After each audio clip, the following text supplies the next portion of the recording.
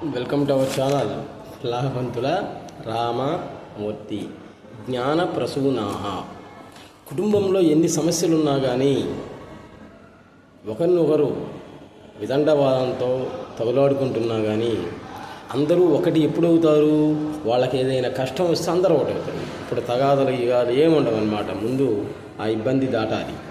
అదేవిధంగా శత్రు దేశాలన్నీ కూడా మిత్ర దేశాలుగా తయారవ్వాలి అంటే గ్రహాంతరవాసులు మన భూమి మీదకి దిగాలి. ఆ రోజు వస్తుందేమో చెప్పలేము.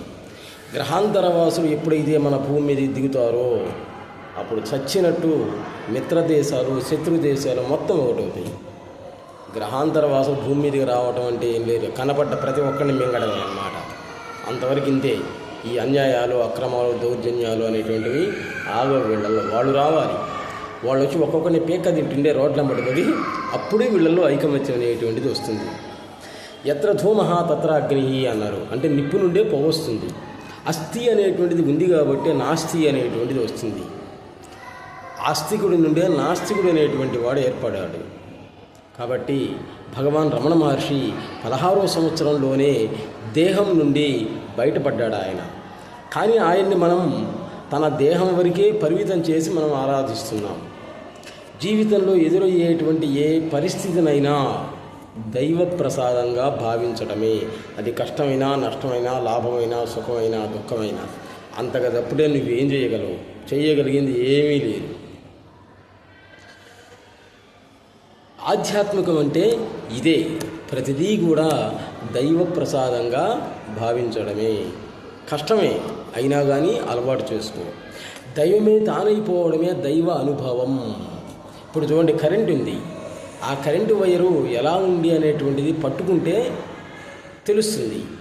దాంట్లో కరెంట్ ఉన్నప్పుడు అంటే ఇలా ఉంది అని చెప్పడానికి ఇంకా వాడు ఉంటేగా, అంటే విద్యుత్తే వాడైపోయాడనమాట. అదే రకంగా దైవమే తాను అయిపోవడమే దైవానుభవం అనేటువంటిది అవుతుంది. అందరిలో కూడా మంచిగా చెడుగా ఉంటూ నటించేటువంటి మహానటుడు పరమశివుడు. పతిత పావనుడు అని అంటాం కదా. పతిత పావనుడు అంటాం అంటే ఏంటి? పాపాత్ములను కూడా పావనం చేసేవాడనే.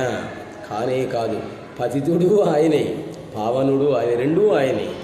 అఘోరేభ్యో ఘోరేభ్యో ఘోరతరేభ్య అంటాం. అన్నీ ఆయనే అనమాట. మంచి చెడు దొంగ మంచివాడు అన్నీ ఆయనే. అంతా నేనే, నేను చెప్పినట్లు ఆడాల్సిందే అని చెప్పాడు. నదీ ప్రవాహాన్ని చూస్తూ ఉండు అంతే. నువ్వు చేయగలిగింది ఏమన్నా ఉందా? చేయగలిగింది ఏమీ లేదు. దానిలో మాత్రం పడి కొట్టుకుపోవాకు, జీవించు అని అంటారు సద్గురు సుబ్రహ్మణ్యం గారు. కాబట్టి నదీ ప్రవాహం నుండి నువ్వు కొట్టుకోపోకుండా బయటపడేసేటువంటిదే ఆధ్యాత్మికం.